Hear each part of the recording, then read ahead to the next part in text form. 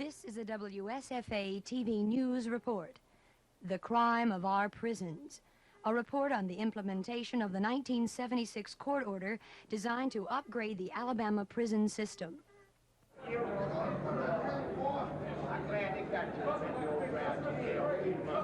What do I think of the prison system? Well, I think there have been some minor changes as far as living condition and the food. Living in the prison system as it stands is very poor. We're not living, we just survive. As of now, I'm in a Draper going on 7 years now, and I've seen a lot of improvements. It's a lot cleaner than what it used to be. The food is better, it could be better. Since I've been here, I've seen a lot of improvement. I've been here 2.5 years, and anytime you get a group of guys like this living together, you're never going to agree on anything, so there are certain complaints about certain things. But the living conditions are better, and the food is improving. Could be a little better, but you know, they're still working on that. I think Judge Johnson's done a good job. Considerable progress has been made in the past year, particularly in the light of Judge Johnson's court order. For instance, the count has been radically reduced so that the number of inmates within the prisons is within the stipulated number. We won't be satisfied until we have fully implemented the court order. They put too much emphasis on what happens to the man who shoots and kills you. And they ought to put emphasis on trying to prevent that from happening by giving sure and swift punishment. And that brings up the question of rehabilitation. This is something that we've done a very poor job of. In fact, we've probably manufactured some rather good criminals out of our system who went in maybe for minor offenses. More attention has been focused on Alabama's prisons in the past 18 months than ever before in the state's history. Prison reform and prison improvements have long been ignored by politicians because it isn't a popular vote-getting issue. A mandate by the federal court may be forcing a change in that approach. For the next few minutes, we'll be taking a look at Alabama's prisons, and we'll have that look after this message.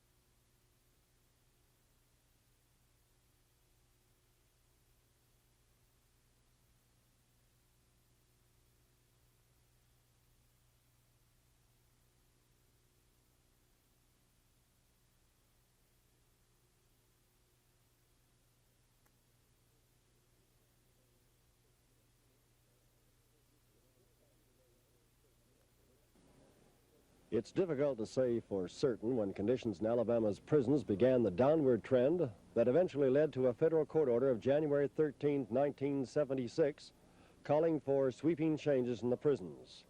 Attention was focused on the situation a few years ago before the court order, when inmates at Atmore's 2 facilities in South Alabama began to protest their unrest associated with the problems of overcrowding. January 1974, a guard and an inmate were killed in an uprising at Fountains Correctional Center. In February, a suit was filed in Montgomery Federal Court by one inmate seeking protection from violent inmates. May of 1974, the Board of Corrections became aware that overcrowding problems at the Mount Meigs Medical and Diagnostic Center existed.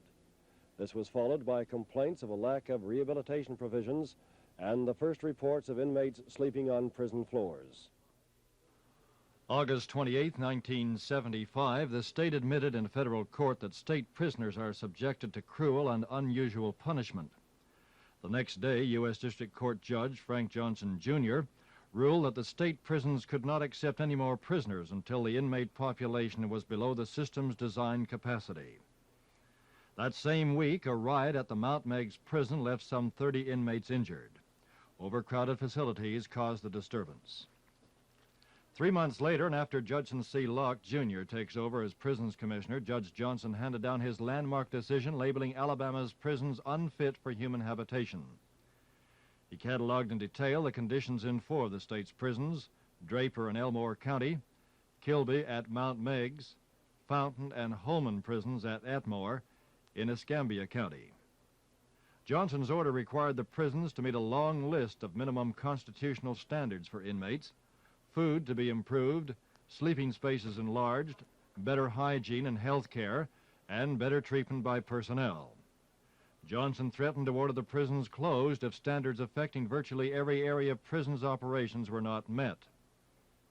A 39-member Human Rights Committee was established under the court order.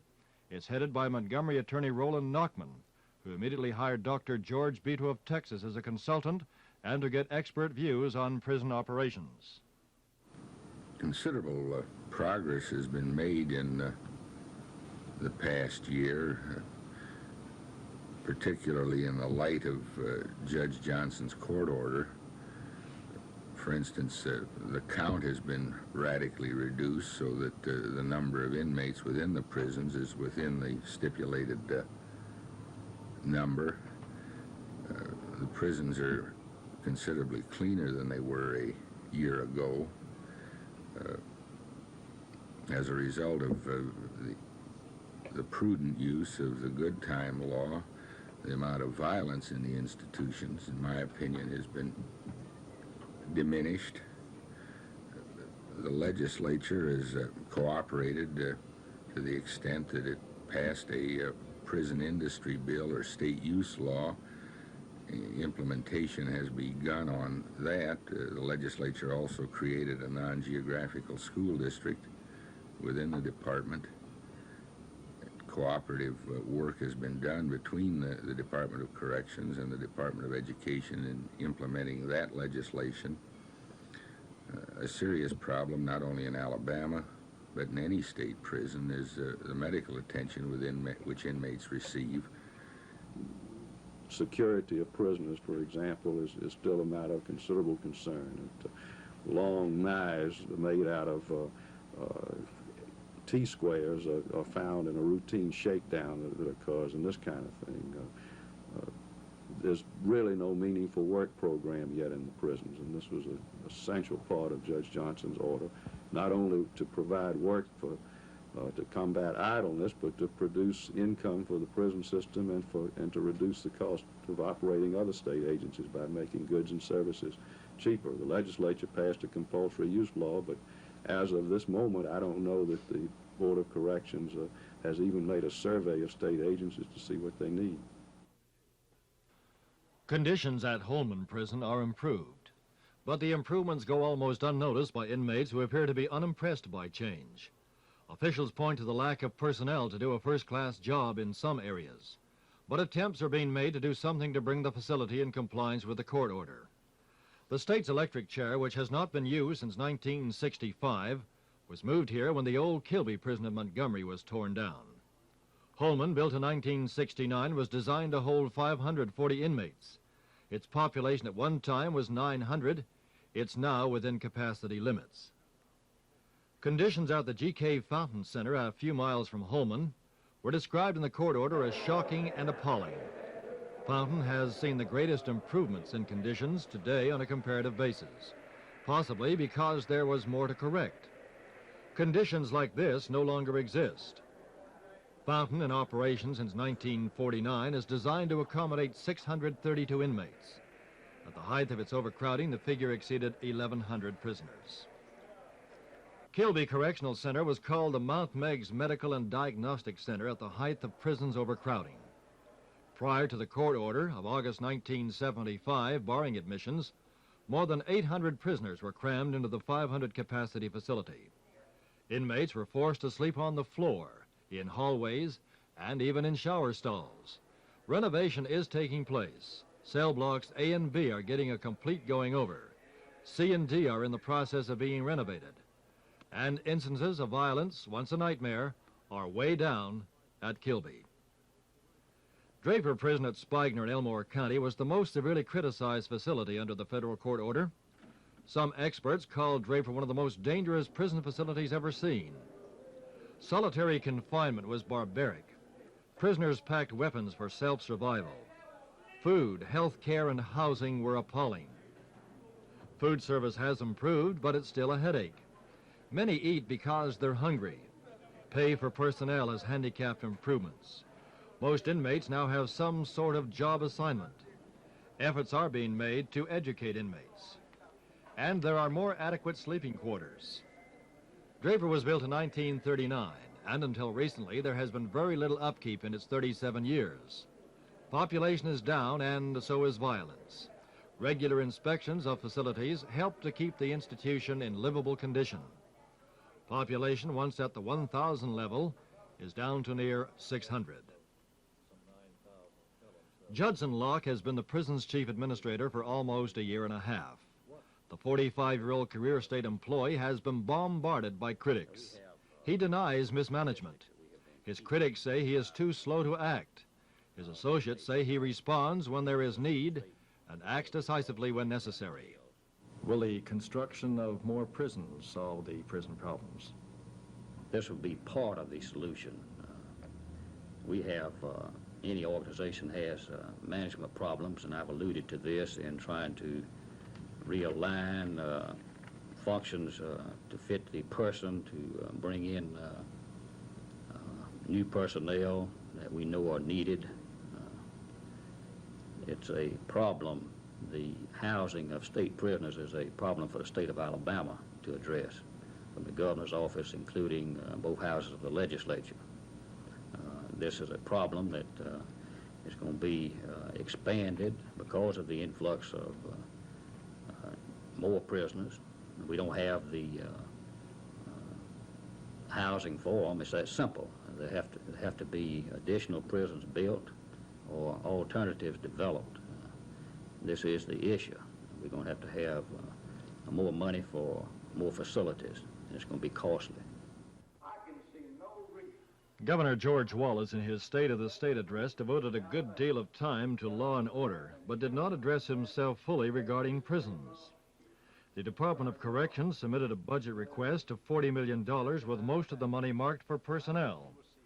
The governor turned a deaf ear to that budget request and instead allowed the prisons to spend some $19 million in the next fiscal year. Later, Wallace said the state could not afford the budget requested by the department. A $40 million budget for prisons? The state cannot afford a $40 million budget for prisons out of the general fund of Alabama.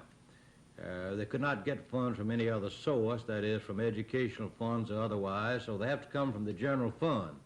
And the general fund operates Medicaid and old age and pensions and welfare and the state police and the courts and a multiplicity of other operations of state government. That's more money than the state is going to be able to provide unless you had new taxes. Of course, I'm for no new taxes. So they cannot get that much money. They could have used, of course, more money because they have a difficult problem from getting from one month to the other. Prison officials have repeatedly pointed out that under the federal court order, the state can accommodate only 3,900 inmates, and the predictions are that within 3 years, the state's total inmate population will be 9,000. Can the state afford to build new prisons, and does it have the support of the governor? Yes, the Department of Corrections is going to build a new minimum security prison beginning in February, beginning this month. They're also looking for another site for another prison, possibly North Alabama, although I hope and have asked them, of course, not to build where the people of the particular county or area do not want them. We have, of course, land in Alabama that belongs to the prison system upon which a new prison could be built.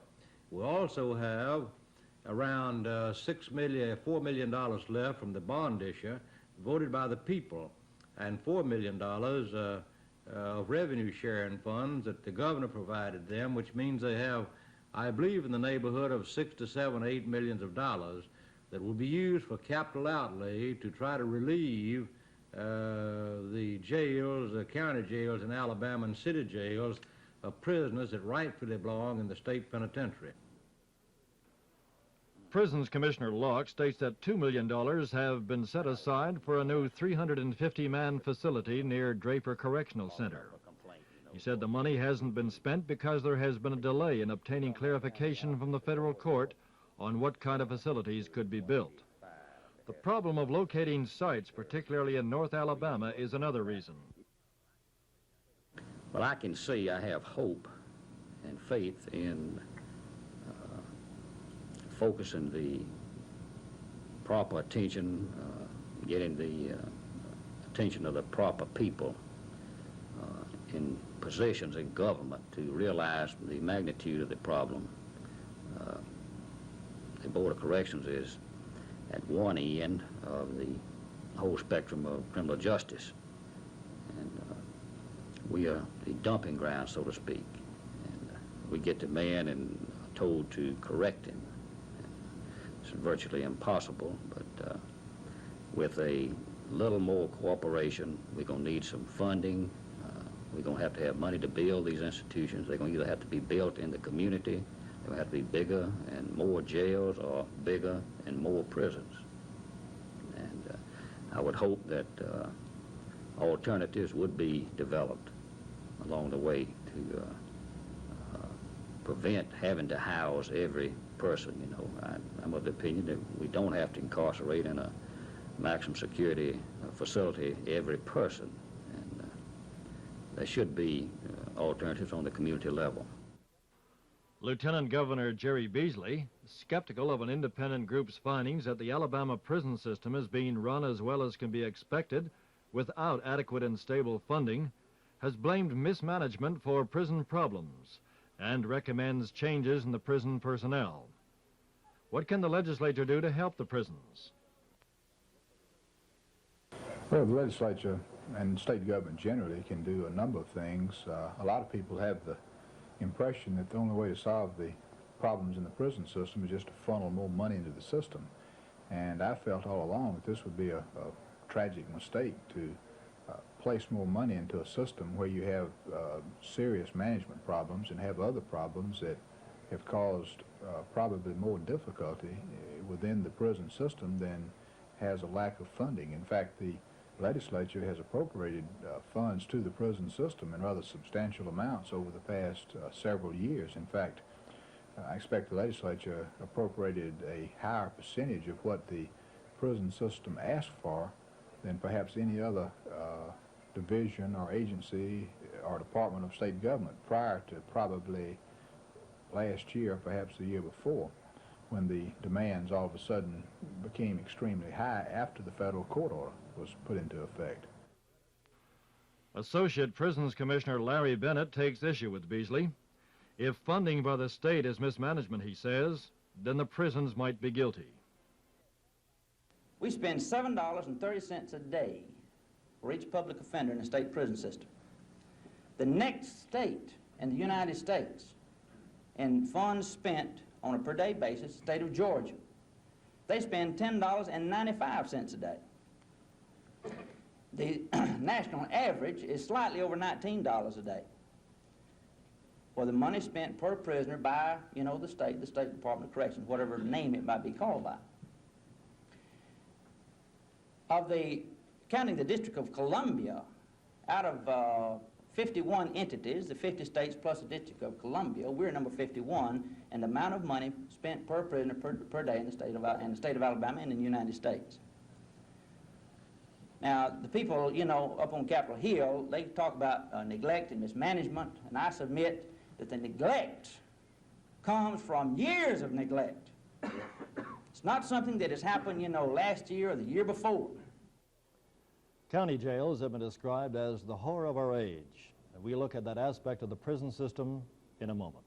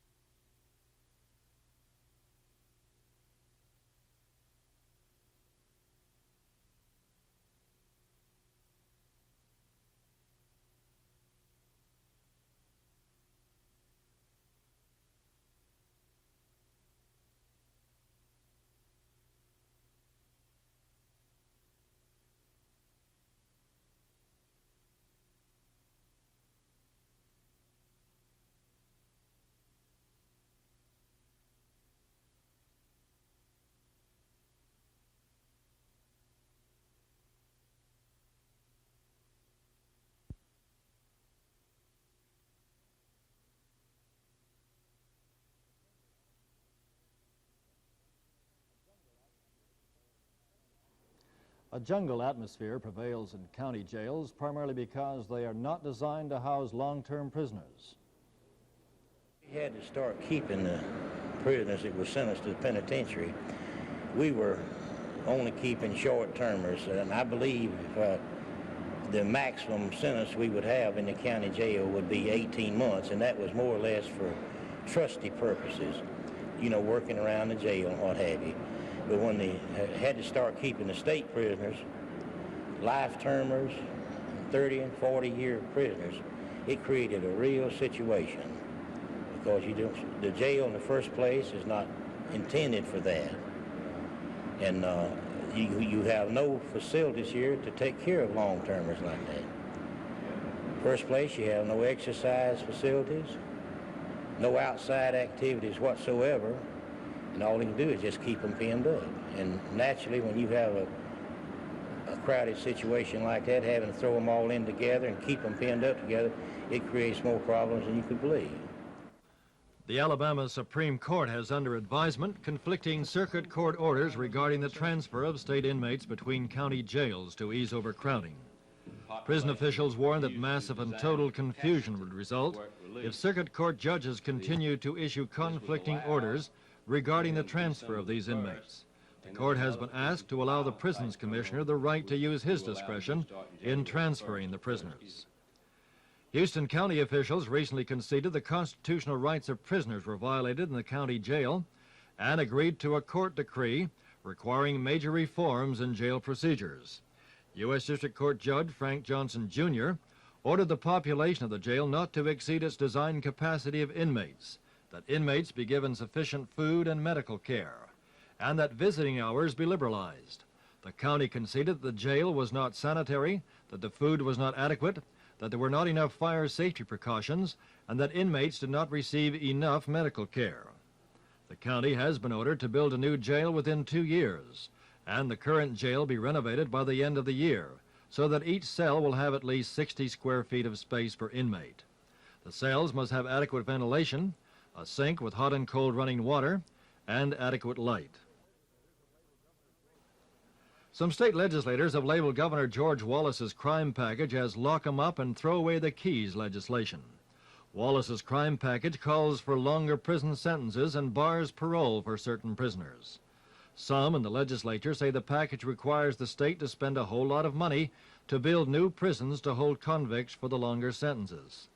This, they say, despite the fact that prison facilities cannot hold all the convicts, a fact that is backed up by the overcrowding of county jails. Some suggestions by the Prisons Commissioner in just a moment.